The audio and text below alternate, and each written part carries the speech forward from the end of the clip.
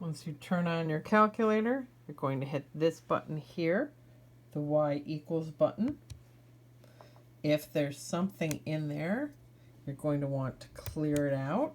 It should clear out. You might have to hit one of the right or left buttons. Then we're going to type in our equation. So 2, this button is the one we use for x. X squared plus 7x minus, don't put negative, 15. And there's our equation. Then we hit enter.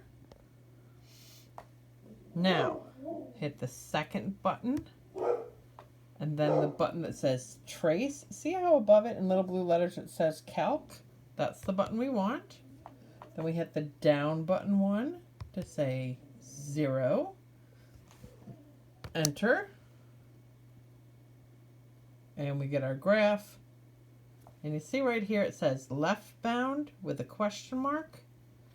So we go left. Whoops. Yes, let's all start out on the left. That we want this little spider to be as close to the x-axis as we can. Doesn't matter if we go over, as long as that's as close as we can go.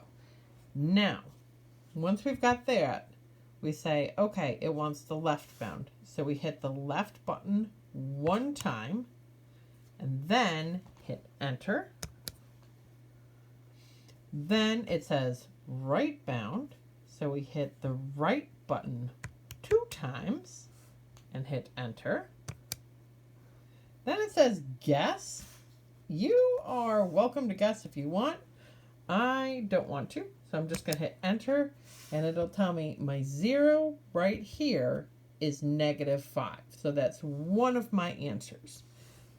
Then I want to start again from the asterisk in our notes and do second trace, which is calc, down 1 to 0, so I'm going to hit the down button, enter. Now, I've already found out that that one was -5. I need to find this. So I'm going to move that little spider all the way over here. You have to use your left and right buttons. So we're going to move the right button. Up and down isn't going to help at all. So you hit the right button. And, oh, there's my little spider. And see, I've got him as close to the line as I can. This says left bound. So we go left once, left once. Then enter. Then it says right bound. Hit right 2 times. Then hit enter. It says guess. Once again, I'm not bothering with all that. Hit enter again. And now we know our other answer is 1.5.